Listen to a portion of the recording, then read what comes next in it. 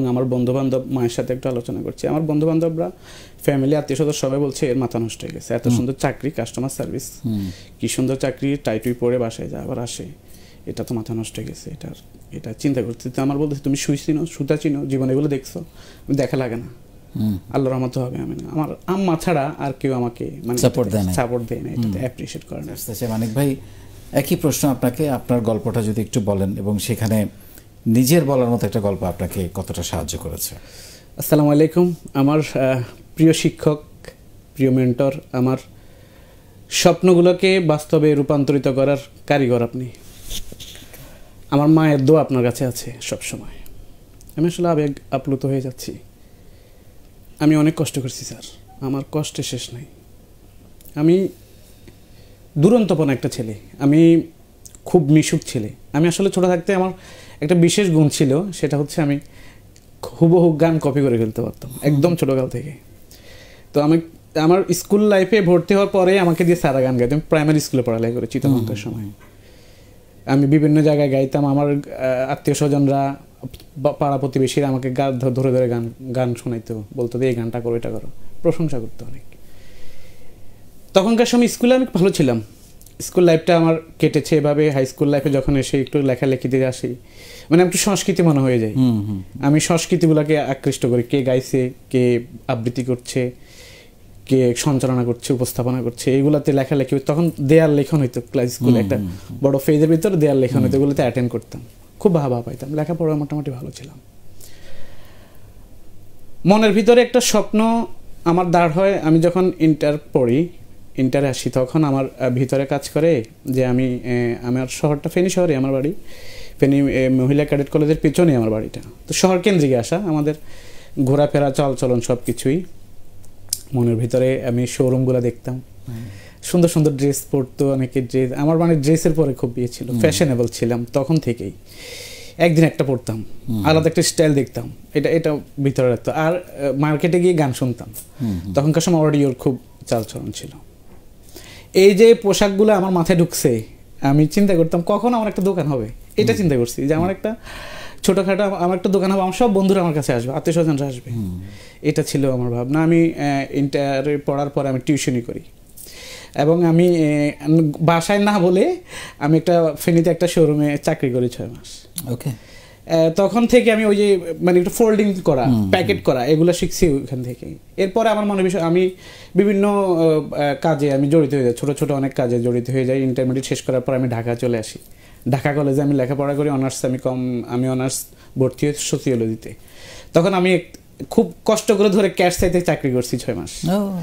মানে ওই স্বপ্ন আমার মাথায় ঢুকছে, আমি পোশাক নিয়ে কিছু একটা করব, পোশাক আমার মাথায় ঢুকতেছে। তখন ক্যাশ সাইতে ঢুকার পর বিভিন্ন কাস্টমার আসা, কাস্টমারদের সাথে কথা বলা, কাস্টমারদের সাথে সম্পর্ক করা, কিভাবে রিসেপশন করা, আমার কাছে অমায়িক লাগতো জিনিসটা, যে এত সুন্দর করে কথা বলতে হয় মানুষের সাথে। আর কাস্টমার খুব খুশি হচ্ছে, যাওয়ার সময় থ্যাঙ্কস দিচ্ছে, মানে বিষয়টা অন্যরকম লাগতো যে আমার এরকম একটা প্রতিষ্ঠান হবে সারা বাংলাদেশে, আমি এরকম প্রতিষ্ঠান করব, এটা ছড়িয়ে যাবে সারা বাংলাদেশে, আমি করব। আমার এটা চিন্তা ছিল। আমি ক্যাশ সাইড শেখা থাকার পরে আল্লাহর রহমতে আমি অনার্স কমপ্লিট করি। অনার্স কমপ্লিট করার পর এর ভিতরে আমি অনেকগুলো প্রতিষ্ঠানে চাকরি করছি। আমি আপনার কম্পিউটারে ছোটোখাটো ডিপ্লোমা ওইটা করছি, মানে ছোটো স্কিল যেগুলো, এগুলো আমি আয়ত্ত করে নিছি, পাশাপাশি যা যা করা লাগে। আমি একটা ইন্টারন্যাশনাল মাল্টিন্যাশনাল কোম্পানিতে জয়েন করে ফেলি, কাস্টমার সার্ভিস এক্সিকিউটিভ। আমার ওই যে স্যার, আমি যে বিভিন্ন প্রতিষ্ঠানে চাকরি করছি, কথা বলছি, আমার কথা ভাষাগত অন্যান্য দিক চিন্তা করে আমার সাথে ওরা আমাকে নিয়ে নিয়েছে প্রথমে। ইভেন দেখেছি আমি অনেকগুলো প্রতিষ্ঠানে, যেটা আপনি এখন আমাদের সেশনগুলোতে আসে যে স্টুডেন্ট অবস্থায় স্কিলগুলো আপনারা করেন, ধরেন, আমি তখন ওইটাতে জয়েন করে ফেলি। প্রচুর প্রশংসা, ইন্টারন্যাশনাল কোরিয়ার, ঢাকা এয়ারপোর্টেই কাস্টমার ডিলিংস করা, বাইরেরগুলো দেশেরগুলোই। এখানে আরেকটা প্ল্যাটফর্ম পেলাম। এখানে কথা বলার কত সৌন্দর্য হতে পারে, বিনয়ের কতটা দেখানো যায়, নিজেকে কতটা আপনি প্রেজেন্টেশন করতে পারেন। আর আমি নিজে পছন্দ করতাম, ফ্যাশনও পছন্দ করি, সুন্দর করে কথা বলাও পছন্দ করি, ইভেন মানুষকে আকৃষ্ট করা পছন্দ করি।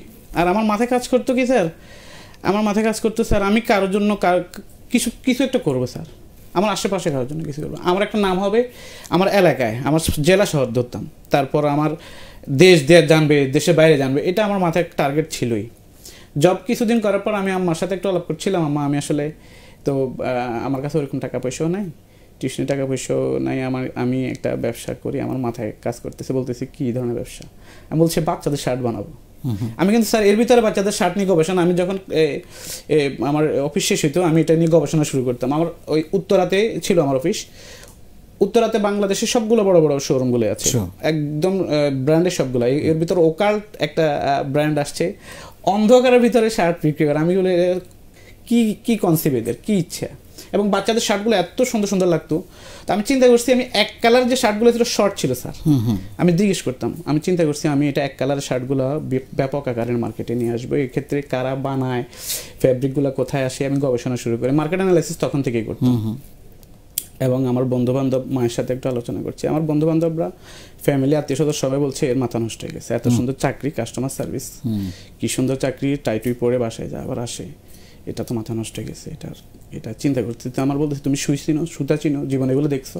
আমি দেখা লাগে না, আল্লাহর রহমত হবে। আমি না, আমার আম্মা ছাড়া আর কেউ আমাকে মানে সাপোর্ট দেয় না, এটাতে অ্যাপ্রিসিয়েট করে নাই, বন্ধু বান্ধব কেউ করছে না। এবং কিছু কিছু আছে বুঝতেছে যে এর মেধা ভালো আছে, হয়তো কিছু করতে পারবে, এই দিক থেকেও কেউ সাপোর্ট করছে না। তাৎক্ষণিক আমি আপনার ইউটিউবে ওই সময়ে আপনার ভিডিওগুলো দেখি, আমার ভাবনা আপনার লেখা সেম। আমার মনে হচ্ছে আমাকে ধরে ধরে আপনি লিখতেছেন, মানে আমার জন্য লিখছেন প্রত্যেকটা বিষয়। আমি আরও একটু শক্ত হয়ে গেলাম যে পাগলামো তো আসছে, মায়ের দোয়া আছে, কিছু আছে, আমি কাজে লেগে যাই, আল্লাহর দেখা যাক কী হয়। আর মনের ভিতরে ভাষণা ছিল স্যার যে আমি লেগে থাকবো। আমি একটা জিনিস আমি এখনও পর্যন্ত করি না, আমি কারোর সাথে তর্কে লিপ্ত হই না, তর্কে জড়াই না। এই যে আমার আপনার সেশন আর আমার ভাবনা, আমার ইচ্ছেগুলা কেন জানি সব মিলে যাচ্ছে। আরও দু একজনের জন্য করা, নিজে প্রতিষ্ঠিত হওয়া, নিজের জন্য একটা গল্প তৈরি করা। আমার তো নিজের গল্প তৈরি করার জন্য আমি তখন থেকে মরিয়া হয়ে গেছি। আমার তো গল্প তৈরি করবো, আমার একটা প্রতিষ্ঠান হবে, আমি প্রতিষ্ঠিত হব, আমি বলতে পারবো আমি রফিকুল আলম মানিক, আমি এই প্রতিষ্ঠানের মালিক, আমার এখানে এতজন কাজ করে, আমি এতগুলো মানুষকে সহযোগিতা করেছি, এবং আমি আমার এই প্রতিষ্ঠানকে ইন্টারন্যাশনালিও আমি প্রোভাইড করব। আপনার সেশনের প্রত্যেকটা বিষয় ধরি, আমি তখন মাকে বলে চাকরিটা ছেড়ে দেই। আমার ফ্যামিলি, আমার ভাইরা, অন্যান্য যারা আছে তারা খুব, মায়ের এই সাপোর্টটার কারণ কি? আপনার প্রতি অতিরিক্ত ভালোবাসা? ছোটকাল থেকে আমার মা আমাকে একটু অন্যরকম করে মানুষ করে। আমি সবাই ছোট, মানে আপনি যা করতে চাইতেন উনি সায় সেটাতে। ওনার কথা বলে, উনি খুব বেশি পড়ালেখা করেনি, তবে উনি কোরআন পাগল মানুষ। উনি কোরআন পড়তে পড়তে এমন হয়েছে কোরআন মুখস্থ ওনার। উনি প্রত্যেকটা সূরা জানে, ভালো ভালো দোয়া জানে, সব জানে। আমাকে দিয়ে ফকিরকে টাকা দিত, বলতো তুমি দাও। আমাকে দিয়ে কারোর জন্য একটা পান দিত, আমাকে দিয়ে বলতো এক গ্লাস পানি তুমি দিয়ে দাও। আমি এগুলো আমার আম্মার কাছ থেকে শিখছি। মাশাআল্লাহ। মানুষকে করা, আমার কাছে এখনো একটা মানুষ আসুক, আর কিছু না হোক, আমি কল চিপে এক গ্লাস পানি হলো খাওয়াই না। অবশ্যই একটা অসহায় মানুষ আসুক, বসে। আমার ফেনী শহর, আমার আদর্শ ফেনী জেলা এখন যারা আছে, আমি আল্লাহর রহমতে স্যার আমি অনেক জনপ্রিয়। বেশি দিন হয়নি আমি গার্মেন্টস শেষ করে এখানে আসছি, কিন্তু আমি জনপ্রিয়, আমি সবার সাথে মিশি। তোমরা আমার কাছে আসিও, বসিও। তো আপনার যে 40,000 টাকা শুরু, এইটা কি আপনার এই চাকরির ওখান থেকে? চাকরি এখান থেকে ছিল, টিউশনি ছিল, এবং কিছু এখান থেকে আমি জমাইছি। আমি চট্টগ্রাম চলে যাই। আমার টার্গেট ছিল আমি ফ্যাক্টরি করবো। আসলে স্যার আমার ট্রেনিং ছিল না, আমার যেটা ভুল ছিল, আমি ট্রেনিং করি না কোনো কিছুতেই, কিন্তু পাগলামো ভাব ছিল মাথার ভিতরে ঢুকছে। আমি বলছি আমি সব ছেড়ে দেবো। আমি 3টা বছর স্যার চট্টগ্রামে কাটাইছি। আমি আমার ঈদে শুধু মনে হয় কোরবানি আসতাম, রোজা আসতাম না। আমি আমার বন্ধু বান্ধবের সাথে আড্ডা দিইনি, আমি কোনো বিয়ে শাদিতে আসিনি, এরকম ছিল আমার। সেশন ক্লাসগুলো একটু দেখতাম, আপনাকে দেখতাম, সারা রাত ফ্যাক্টরিতে কাজ করতাম। আমি বলতাম আমি কাজ করবো, আমি থাকবো আপনাদের সাথে। স্যাম্পল কীভাবে বানায়, সুতা কী, বুতাম কী, কেমনি কী, এমনিগুলো শিখতে। আমি রাত্রে এসে এগুলোকে ওয়ালে লাগিয়ে রাখতাম, আর লিখে রাখতাম, লিখে রাখতাম। আল্লাহর রহমতে আমি 1.5-2 মাসের ভিতরে 40,000 টাকার বাচ্চাদের শার্ট আমি বানিয়ে নিয়ে আসি। ঢাকা থেকে নিই, ঢাকা থেকে নিই, কিন্তু উঠছি আমি চট্টগ্রাম, কারণ ফেনীতে ওয়ার্কার নেই। আমি যে কিছু বানাবো করবো, এটা এরকম ওয়ার্কার নেই। আমি যখন ঢাকাতে এগুলো বানিয়ে নিয়ে ব্যাগে করে সকালবেলা বের হই, আমার প্যান্টটা বইটা আমি এভাবে বের হয়েছি। আমি লেখাপড়া জানি, অন্য কিছু আমার কোনো কিছু দরকার নেই। আইডি কার্ড একটা বানাইছি, একটা ক্যাশ মেমো বানাইছি, আমার নাম দিছি, প্রতিষ্ঠানের নাম দিছি এক্সপোর্ট জোন ফ্যাশন হাউস। আমি যে বাসায় থাকি ওইটাই একটা রুম, ওইটাই অফিস করছি আমি। একটা চেয়ার ছিল, আর সব এভাবে গোছায় রাখতাম। আপনার অফিস কোথায়? ওখানে। আমি নিয়ে মাল নিয়ে বেরোতাম। কার এগুলো? আপনার এই যে কাস্টমার, এই যে দোকানদারদের সাথে আমার তো ব্যবহার ভালো আছে, আমি কার সাথে তর্কে লিপ্ত হই না। আমি আস্তে আস্তে বন্ধুত্ব তৈরি করে মার্কেট অ্যানালাইসিস করতে প্রায় 1-1.5 মাস 2 মাস আমি ঘুরছি, আমার প্রোডাক্ট নেয় না স্যার। হয় না বলতে দোকানে দোকানে গিয়েছেন, প্রত্যেকটা দোকানে ঢুকি, পাত্তা দেওয়া ওরকম বাধা দেন, আমি বলতেছে আরো ভালো করতে হবে, এটা হবে সেটা হবে। শেষে এক ভাইকে আমার গল্পটা বলছি দেখেন আপনি প্রোডাক্টগুলো ঝুলান, আপনি দেখেন এটা সাইজ করা রেশিও করা আছে, আপনারা বেচতেছেন এক সাইজ 2 সাইজ, আমার কাছে 1 থেকে 12 সাইজ, আমি 12 বছর বাচ্চা পর্যন্ত দিতে পারবেন। তাকে দিয়ে আমি তখন 7,000 টাকা সেল করি। 7,000 টাকা সেল করি। সন্ধ্যার শুক্রবার ছিল, শনিবার দিন আমাকে ফোন করে বলে যে মানিক ভাই আপনার মাশাআল্লাহ আপনার তো 2,000 টাকা মাল সেল হয়ে গেছে, কাস্টমার আসছে আপনার শার্টগুলো খুব পছন্দ করছে, কিন্তু কালার আরও চাচ্ছে 1 কালার। তো ওই কালারগুলোর জন্য আমি এই পরের দিন আবার সকালে আমি ঢাকায় চলে আসি, যে কালার আর কি আমি হেঁটে হেঁটে বিক্রমপুর সিটিতে ওইখানে ওদের সাথে কথা বলে আরও কিছু গোছাই, ওনাদেরকে বলে আমি স্যার এই 40,000 টাকার মূলধন ওই 2 মাস বা 2.5 মাসের ভিতরে মনে হয় আমি 1.5 লাখ টাকা নিয়ে গেছি। সেল করি, প্রোডাক্ট বানাই, সেল করি, আমি সারাদিন সেল করতাম, রাস্তা হাঁটতাম। এক্ষেত্রে একটু কিছু বলি, আমি যখন স্যার মার্কেটে হাঁটতাম চলতাম, আমার কাছের বন্ধু বান্ধব বা আত্মীয়স্বজনরা আমাকে দেখে ফলা যেত, বলতো তো লেখাপড়া করে মাস্টার্স করে একটা ছেলে এই রাস্তা হাঁটতেছে, দোকানে যেতেছে, ব্যাগে দিতেছে। আমি ডোন্ট কেয়ার, আমি এর ভিতরে চট্টগ্রাম রাস্তাগুলো খারাপ, আমি এর ভিতরে কয়েকবার অ্যাক্সিডেন্ট হয়েছে, রিক্সা থেকে পড়ে গেছি, থেকে পড়ে গেছি। তো আমার খুব কাছের দুটা ভাই তারা আমাকে দেখে যখন সরে যায়, তো ওই সময় আমার খুব ব্যথা লাগছিল যে আমাকে চেনে না এরা এবং আমার সাথে কথা বলে না, রোডে বা গাড়িতে কোথাও বসছি, আমি একটু অগোছালো, আমার সাথে কথা বলছে না। আল্লাহর রহমতে আমি তখন মনে মনে দৃঢ় প্রকল্প, আমি লেগে থাকবো এটাতে, স্যার বলেছে লেগে থাকো, আমি এটাকে লেগে থাকবো, আমি মার্কেট অ্যানালাইসিস করতেছি, আমি বিশ্বাস করতেছি আমি এটাকে প্রতিষ্ঠিত করবোই, যত কিছু হোক আমি এটাকে প্রতিষ্ঠিত করবো। আমার এর পরবর্তীতে আমি এটার সাথে কিছু প্রিন্টের শার্ট নিয়ে আসি, চেকের শার্ট নিয়ে আসি, সংযুক্ত করতেছি। আমি ম্যানুফ্যাকচারিংটা মোটামুটি অর্ধেক শিখে গেছি। আর মার্কেট যেহেতু অ্যানালাইসিস করতেছি, দোকানে গিয়ে বসে থাকি, বড় দোকান একটাতে যাই বসে থাকি, সন্ধ্যার পরে বসে থাকি। কাস্টমার কি চায়, ওয়েদার আসলে এটা একটু ভালো, আর একটু পাতলা কাপড় হলে, বয়েল কাপড় হলে ভালো হতো। এই কলারটা আমরা পকেটটা একটু ডিজাইন করেন না কেন, এটা হলে ভালো হতো। আমি পকেটে ডিজাইন করে ফেলতাম, আমি বয়েল কাপড়টা নিয়ে আসতাম, আমি এগুলো নিজে নোট করতাম। এখন ওই নোটগুলো থেকে আমি যখন মার্কেটে প্রোডাক্ট নিতাম, অন্য 10টা থেকে আলাদা হয়ে যেত। আপনি শুনলে খুশি হবেন স্যার, এক্সট্রা বয়ের একটা শার্ট, এটা মার্কেটে আমি রফিকুল আলম মানিক নিয়ে আসছি, আমি আজকে গল্প ফাউন্ডেশনে বলতেছি, এটা মার্কেটে আমি রফিকুল আলম মানিক আনছি। এই শার্টটা মার্কেটে ছিল না। এক্সট্রা বয়েস 7 বছর থেকে 13 বছর বাচ্চার সবগুলো শার্ট আমি এখন মার্কেটে ওই সময় নিয়ে আসছি আলহামদুলিল্লাহ। এখন আমাকে দেখা দেখি অনেকেই করছে, হয়তো আমি করতে পারিনি। শেষে আমি প্রত্যেক দিন এই কাজ শেষ করে রাতে অ্যানালাইসিস করে ইনকাম যেগুলো হতো ওগুলো দিয়ে আমি চিন্তা করছি একটা মেশিন কিনবো।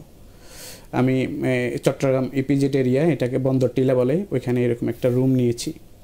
রুম নিয়ে আমি 1-2টা মেশিন স্টার্ট করে দিয়েছি অল্প অল্প করে।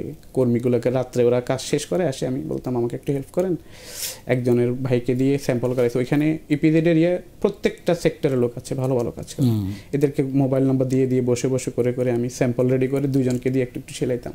বুতামটা এক জায়গা থেকে নিয়ে আসতাম, ঘর করাটা একজনে নিয়ে আসতাম। এক্ষেত্রে উল্লেখ্য স্যার, আমি আমার ওই কর্মীগুলোকে এখনও পর্যন্ত আপনি করে বলি, আমি কখনো তুমি বলিনি, এগুলো আমি শিখছি কিন্তু স্যার আমার প্রতিষ্ঠান থেকে, আমি যে কাজ করছি ওইগুলো থেকে। এর আমার কাজ বাড়াই দিত স্যার। আপনি যে বলেন স্যার তুমি তোমার ব্যবহার দিয়ে অন্যান্য কিছু দিয়ে কাজটা বাড়াই নিতে পারবে, আমি ঠিক ওইগুলা ওইখানে অ্যাপ্লাই করতাম, ঠিক ওইটার বেনিফিট ব্যাক আমি পেয়ে যেতাম স্যার। আমাকে যথেষ্ট হেল্প করছে। এটা করতে করতে আমার স্যার 17টা মেশিন হয়ে যায় আলহামদুলিল্লাহ।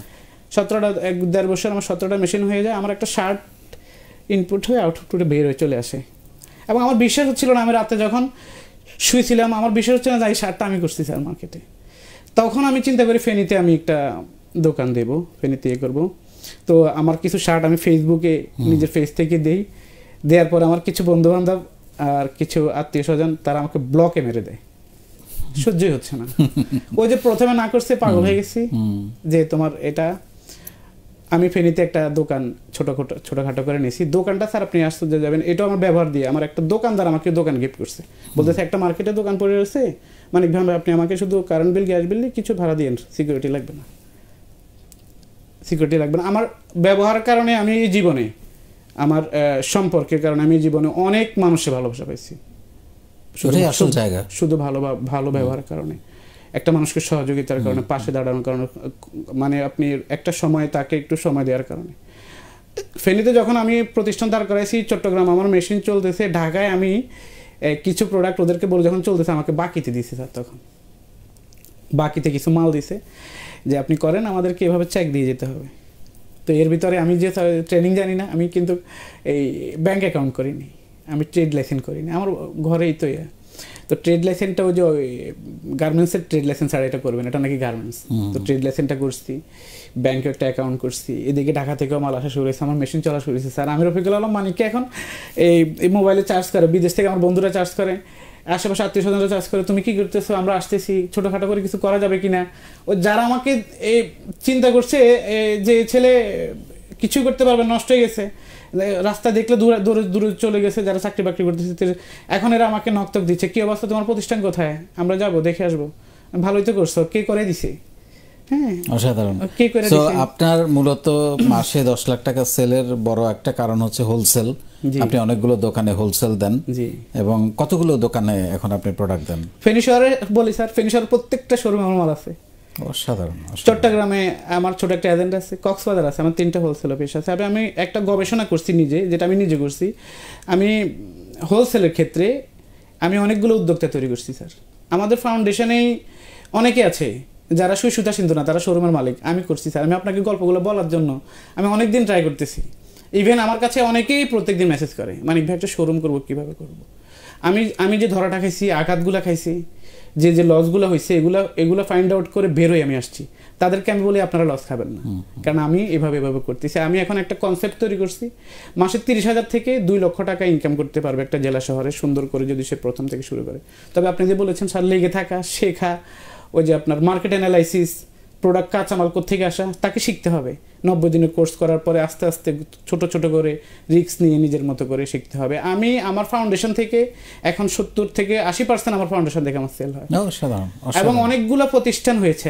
তার মানে 10 লাখ টাকার 7 থেকে 8 লাখ টাকা শুধু এইখান থেকে ফাউন্ডেশন থেকে আসে। অনেকে আমি ওই যে কমিটমেন্ট, আমি তো প্রোডাক্ট কি পাঠাই দিই, মানিক ভাইয়া মাল কি আসছে পাঠাই দেন, পাঠাই দিছি, টাকা পাঠিয়ে দিচ্ছে স্যার, কিচ্ছু লাগে না। ফাউন্ডেশনের যে সম্পর্ক, আজকের পরে এটা 20 লাখ হয়ে যাবে। আজকে আপনি আপনার দোয়া স্যার, আপনি দোয়া করবেন, আপনার যে পরিচিতি আজকে আরো বাড়বে, 20 লাখ হয়ে যাবে। আমি আবারও আসবো আপনার কাছে, আপনার কাছ থেকে শুনবো আপনার বাকি গল্পগুলো, আপনার জীবনে কষ্টের একটা গল্প, কোনো কষ্টের গল্প যদি থাকে আপনার। এই সেলটা বাড়ানোর গল্পটা তো পেয়ে গেলাম, আপনার কষ্টের কথাটা একটু শুনি। এর ফাঁকে একটা কথা বলি স্যার, আমার এখন 2টা মানুষ খুব প্রিয় আমার বিজনেসের ক্ষেত্রে, দোয়ার ক্ষেত্রে। একটা হচ্ছে আমার মা, আর একটা হচ্ছেন আপনি। আমার ছোটোকাল থেকেই মায়ের খুব স্নেহের আমি মা ভক্ত। আমার আম্মাকে দিয়ে আমি স্যার আমার শোরুম উদ্বোধন করেছি। ওনাকে দিয়ে ওনাকে বলছি আমার দোকান উদ্বোধন হবে, আপনি রেডি থাকেন। তো উনি পানিতে সূরা আর রহমান পড়ছে, আমাকে বলতেছে, পানিটা রাখছে, এটা সিএনজি নিয়ে চলে আসছে। আমার মা, আমি মাল সব গোছাইছি, উনি পানি ছিটে দাও, আপনাকে একসময় ভিডিওটা পাঠাবো স্যার। আমি এখনো দেখলে আমার চোখের পানি চলে আসে। তো উনি দোয়া পড়ে ঘুরে করছে। আমি বলছি আমার ব্যবসা প্রতিষ্ঠান অনেক বড় হয়ে যাবে, আমার বিশ্বাস, এটা স্যার বলেছে, তুমি মা বাবার স্বপ্ন। আমার ওই ফেনী অফিস চালু করার পর আমার যখন প্রোডাক্ট চলা শুরু হয়েছে, ঢাকা থেকে যখন আমাকে প্রোডাক্ট দিচ্ছে, ইভেন আমাদের গ্রুপে অনেকে আমাকে দেখতে যাচ্ছে, চট্টগ্রামে দেখতে আসে, ফোন করে, আপনার এটা দেখবো ভাইয়া, দেখার জন্য আসছি। তো দুপুরবেলা আমি 35 টাকার একটা খাবার হইতো এখানে, কাউকে খালি আমার মা বলতো, যাই পারো, কখনো কাউকে খালি মুখে ফেরাবো না, যাই পারো দিবা, একটু খাওয়াবা, এটা তোমার হবে। অনেকে আসতো স্যার। যখন মেশিন ঘোরা শুরু হয়েছে, আমি মূলত একটু শিখছি, আমার স্বপ্ন বড় হচ্ছে, আমার মন বড় হয়ে গেছে। আমি আর ওই প্যান বোর্ডে হাঁটি না, আমি একটু স্টাইল করে হাঁটি, শু পরা শুরু করছি। আমি এখন অন্যরকম যাই, সানগ্লাস পরি, আমি মার্কেটে যে অন্যরকম করে, আমি বুক ফুলে বলতে পারবো আমি কিছু একটা করছি। হঠাৎ করে স্যার করোনাটা আসলো। এটা কি আসলো আমিও বুঝতেছি না, এটা সরকারও কিছু ভালো করে বলতে পারে না, বিশ্ব স্বাস্থ্য বলতে পারে না, মানে স্ট্রাইক দিয়ে সব বন্ধ হয়, শোরুম বন্ধ। হ্যাঁ, সব বন্ধ। আমার তো স্যার মূলধন অল্প, আমি তো গোছাই আমার তো এক্সট্রা কোনো টাকা পয়সা নাই, কাপড়গুলো বাকি আনছি না, আবার মার্কেটে যাদেরকে দিব সেটাও বন্ধ। এর ভিতরে ওয়ার্কারদের বেতনও চলে আসছে, তো মালগুলো বিক্রি করতে পারবো, ওয়ার্কার বেতন কোথায় দেবো? ওরা বলতে, স্যার আপনি চিন্তা করেন না। আমি আবার সকালবেলা চলে যেতাম স্যার, আমি ওদের 1 ঘন্টা আগে যাই, আমি বসে থাকতাম। ওরা বলতেছে গার্মেন্টসের বিষয়গুলো আপনি বুঝেন না, গার্মেন্টসে যারা মালিকেরা আসে না, এরা আরেক জায়গায় বসে, এটা সেটা। আমি তো আমার মালিক শ্রমিক কোনো হিসাব নেই, আমরা ভাই বোন, তোমরা কাজ করো, আমাকে শিখাবা, আলহামদুলিল্লাহ শিখবো তোমার কিনে। দুপুরবেলা কি খাবার আনা নেই, আমি নিয়ে আসছি, তুমি চিন্তা করিও না, আমি তোমাদের সাথে কাজ করবো, আমি যাবো না, আমার করোনা হবে না। স্যার আমার তো কলেজে ফিরে যাচ্ছে, এটা আমি স্যার আমাকে কত মানুষ তিরস্কার করছে স্যার, তিরস্কারের কোনো শেষ নেই। আমি যে তিরস্কৃত হয়েছি, আমি যখন মাঝে মধ্যে বাড়িতে আসতাম আমাকে বলতেছে গার্মেন্টসের মালিক হয়ে যাচ্ছে, ওইটা হয়ে যাচ্ছে, এখন মানে অনেক কিছু করে ফেলবে, ভাত পাইবো না, শেষে কিছু করতে পারবে না। আত্মীয় স্বজনরা বলতেছে ওর ফোন তো ধরা যাবে না, ও টাকা চাইবো, এটা সেটা। এখন আমার মনের ভিতরে কাজ করতেছে আমি তো মনে ফেলিওর হয়ে যাচ্ছি। কিছুদিনের ভিতরে স্যার প্রশাসনের লোক যায় আমার ফ্যাক্টরিটা বন্ধ করে দেয় স্যার। আমার যেন কলিজা ফেটে যাচ্ছিল স্যার। আমি অদ্ভুত, আমি 4 কিলোমিটার নাকি 5 কিলোমিটার আমি হেঁটে হেঁটে বাসায় আসছি স্যার। আমি কেমনে হাঁটছি আমি জানি না স্যার। আমি প্রতিষ্ঠান কি করব, আমি কোথায় গিয়ে দাঁড়াবো, আমি ঢাকায় কীভাবে বোঝাবো, মাকে কি বলবো, আমার কোনো কিছু মাথায় আসতেছে না। এর ভিতর তো স্যার করোনা শুরুই হচ্ছে, শুধু একটার পর একটা বন্ধ আসতেছে, 15 দিনে বন্ধ আসতেছে, 1 মাস বন্ধ আসতেছে, এটা আসতেছে, এটা আমাকে ঢাকা থেকে চাপ দিচ্ছে টাকার জন্য। কিছু টাকা কিছু বন্ধুবান্ধব থেকে নিছি, যারা আমাকে ভালোবাসে তাদের থেকে নিছি। বিদেশে কিছু বন্ধুবান্ধব খুশি হয়ে টাকা দিয়েছে, প্রথমে কিন্তু দেয় নেই, পরে পাঠাইছে যে তোমার জন্য 50,000 টাকা পাঠাইছি, তুমি একটু কাজে লাগো, 30,000 টাকা পাঠাইছি, দেশে আসলে নেবে না। তারা দেখে আমাকে চাপ দেওয়া শুরু করছে। এই চাপের কারণে আমি হঠাৎ করে স্যার এমন অবস্থা হয়েছে, আমি এখন ঘর থেকে বের হওয়া নিষেধ, বলতেছে গেট থেকে কেউ বেরোতে পারবে না। আমি কী করি স্যার, আমার কী করার আছে বলেন, আমি কোথায় যাবো এখন? আমি তো ফ্যাক্টরিতেও যেতে পারবো না, ওইটাও তারা দেয় না। শেষে এমন অবস্থা হয়েছে সব বন্ধ হয়ে গেছে, আমি ঘর থেকে বেরোতে পারি না। ঢাকার প্রশ্ন, আমার চুলধারী ওই সময় মানে আমি হাত তুলে খেতে পারতাম না স্যার। আমার এত বড় একটা স্বপ্ন স্যার নষ্ট হয়ে গেছে। 6 মাস সেটা পরে আবার বলতেছে স্যার ঘুরে দাঁড়ানোর হিসেবগুলো দেখি, স্যার বলতেছে মনোবল শক্ত রাখার জন্য, স্যার বলতেছে পড়বে, যারা খেলোয়াড় তারা খেলতে যাবে, পড়তে শিখবে। আমি স্যার পড়া শুরু করছি, আমি আপনাকে ফলো করা শুরু করছি, যারা আপনার সাথে ভালো রিলেশন আছে এদের সাথে সম্পর্ক করা শুরু করছি, সম্পর্ক একদম ডাইরেক্ট ফোন শুরু করছি। আমি কি করব, আলহামদুলিল্লাহ স্যার এই একটা ফাউন্ডেশন বাংলাদেশের যেখানে নিঃস্বার্থভাবে ভালোবাসে সবাইকে। অদ্ভুত ব্যাপার স্যার, কারণ রক্তের সম্পর্ক নাই, কখনো দেখি নাই ঐশ্বরিক একটা ভালোবাসা কোত্থেকে আসে, এবং যে নিঃস্বার্থ ভালোবাসাটা আছে আমি ফ্যামিলি থেকেই পাইনি। আমি আপনাকে বলতেছি, এটা জোর গলায় বলতেছি, এটা আমি আত্মস্বজন থেকে পাই নাই, এটা আমি আমার এই ফাউন্ডেশন থেকে পেয়েছি। আল্লাহ আপনাকে কিভাবে, কোন বুদ্ধিতে কিভাবে আমাদের জন্য সৃষ্টি করে এটা করে দিয়েছে, এতগুলো মানুষের এই সম্পর্ক আপনি দাঁড় করে দিয়েছেন। আমি ওই ঘুরে দাঁড়ানো ওই আঘাতের হিসাবগুলো করে আমি আমার খুব কাছের ফাউন্ডেশনের এক ভাই থেকে আমি টাকা পাইছি, বলতেছি তুমি এগুলো নিয়ে যাও, মেশিনগুলো এখানে রাখিও না, ঢাকায় নিয়ে যাও। আমি একটা ঢাকাতে তোমার এর ভিতরে আমার ঢাকা যারা ম্যানুফ্যাকচারিং করে এদের সাথে আমার সম্পর্ক। আমি স্যার আবার আলহামদুলিল্লাহ আমার ব্রেন ভালো, আমি নেটওয়ার্কিং যারা এসবগুলো করে এগুলোকে ফ্রেন্ড রিকোয়েস্ট ঢুকে ফেলছি, যারা ফেব্রিক বিক্রি করে এদেরকে ঢুকে ফেলছি, ইন্ডিয়া থেকে যারা ফেব্রিক আনে এদেরকে ঢুকে ফেলছি। মানে আমি চিন্তা করতেছি আপনার একটা সেশনে যে স্মার্ট ওয়ার্ক করতে হবে। যেহেতু আমি প্রতিষ্ঠান বাড়াবো, আমাকে এখন পুরোপুরি প্রতিষ্ঠানে বসা যাবে না, আমি 2-4 ঘন্টা আমি মোবাইলে সকালবেলা ফেব্রিক এখন কিনে ফেলি, গাড়িতে করে ফেব্রিক চলে যায় ফ্যাক্টরিতে, হিসাব করা আছে মাল আমার 3 দিনে প্রোডাক্ট বানিয়ে ফেনে চলে আসে, অথচ আমি ফোনে করে ফেলছি, টাকাটা ট্রানজ্যাকশন করি আমি ইসলামী ব্যাংকের আপনার কি বা অনলাইন যে ব্যাংকিং আছে এটাতে টাকা চেঞ্জ হয়ে যাচ্ছে, কোনো সমস্যা নেই। কিন্তু ওই যে আমার ফাউন্ডেশনের ভাইরা আমাকে যে হেল্প করেছে সেটা থেকে আমি প্রতিষ্ঠানটা মেশিনগুলো আমি ঢাকায় আমি বিক্রি করিনি, আমি আমার একটা বন্ধুকে দিচ্ছি যে তুমি রাখো, তুমি ম্যানুফ্যাকচার, বলতেছি আমি ম্যানুফ্যাকচারিং বুঝি না, সেল বুঝি না, আমি বলতেছি আমি সেলও বুঝি, তোমাকে হেল্প করবো। ওর কাছে এখন মেশিনগুলো আছে, আমি এখন বাচ্চাদের শার্ট করতেছি, ম্যান্সের শার্ট আমার পরা শার্ট স্যার আলহামদুলিল্লাহ দেখেন এই শার্টটা আমার করা, এক্সট্রা বয়দের শার্ট করতেছি, ইদানিং আমি পাঞ্জাবি নিয়ে কাজ করতেছি। তো এক পর্যায়ে আপনি করোনার এই ধকল থেকে নিজেকে ঘুরে দাঁড়াচ্ছি, যে দাঁড়াতে হবে, আবার শক্ত হয়ে দাঁড়াতে হবে, আবার কিছু করতে হবে, ভেঙে পড়লে চলবে না। ওইটার ধাক্কা এখন আমাকে মনে হচ্ছে সামনে আমার এখন আমার ফাউন্ডেশন আরও 2-4 জন ভাইয়ের সাথে আমি এখন লিমিটেড কোম্পানিতে যাচ্ছি, ফেনীতে আরও 2টা প্রতিষ্ঠান আমি দাঁড় করাচ্ছি আগামী 1.5 মাসের পর। আমি উদ্যোক্তা তৈরি করবো, এখন আমি উদ্যোক্তা বাড়াবো। আর আমি যেহেতু এরকম একটা ফাউন্ডেশন পেয়েছি, আমি এখানে আমার শিক্ষা পাচ্ছি, এখানে আমার ঘুরে দাঁড়ানোর গল্প পাচ্ছি, এখানে আমি সব পাচ্ছি স্যার। এখন শুধু একটা পোস্ট দিলে হয় যে আমার সুতা লাগবে, স্যার চলে আসতেছে, এবং আমি বিশ্বাস করি এই সুতাটা আমাকে ভালো দিচ্ছে, সেও বুঝতেছে যে মানিক ভাইয়ের সুতাগুলো ভালো লাগবে। এরকম একটা প্ল্যাটফর্ম বাংলাদেশের পৃথিবীর বুকে, এটা যে আসবে না এটা বুঝবে না। আমি তো স্যার এখন কোথাও বিয়ের দাওয়াত খেতে যাই, সেখানে ফাউন্ডেশনের গল্প করি। আমি এবার ডিসি স্যারের সাথে বসছি, আমি ফেনী মেয়রের সাথে বসছি, আমি বিভিন্ন এগুলোর সাথে আমি অ্যাড থাকি, পিঠা উৎসব আপুদের সাথে বিভিন্ন আমার ফেনী জেলার আপুরা যারা আছে এদের ভিতরে কেউ কবিতা আবৃত্তি পারতো না, আমি বলতেছিলাম আবৃত্তি করেন, দেখুন একটা জায়গায় গেলে আপনার পরিচয় হয়ে যাবে। কেউ একটু সেমাই বানান, এটা বানান, ওইটা বানান। আমার আপুরা এত, আপনি জানলে অবাক হবেন, ফেনী জেলার প্রত্যেকটা আপুরা আমার ভক্ত, ভাইয়েরা। আমি অনেক পিঠা খেয়েছি। হ্যাঁ, এবার খেয়েছেন। ডিসি স্যার আমাকে প্রশ্ন করেছে, আপনাদের বড় প্রতিষ্ঠান, আপনার তো স্যার এসেছে, এখন কি করতে চান?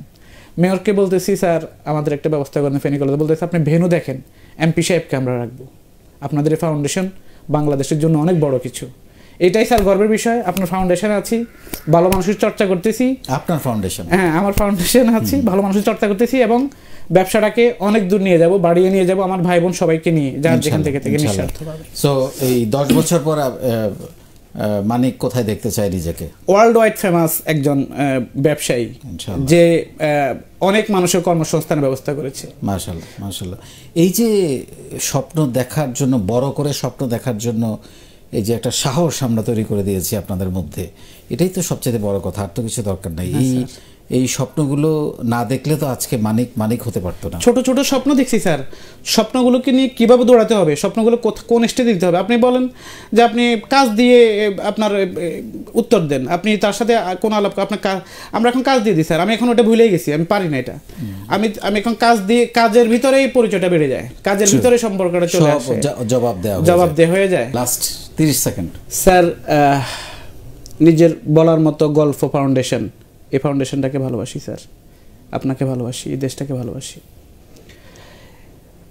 আপনার হাত ধরে আমরা যারা ভাই বোনরা আছি, ভালো মানুষের যে ফাউন্ডেশন আছে, আপনার হাত ধরে আমরা সারা বিশ্বের বুকে আমরা এই দেশটাকে অন্যরকম করে উপস্থাপন করবো। এটা আমার স্বপ্ন স্যার, অনেক বড় স্বপ্ন। এই ফাউন্ডেশনকে আরো বেশি করে সম্মানিত করব আমরা, ভালো মানুষের চর্চা দিয়ে, বিনয় দিয়ে, নম্রতা দিয়ে এবং কাজ দিয়ে।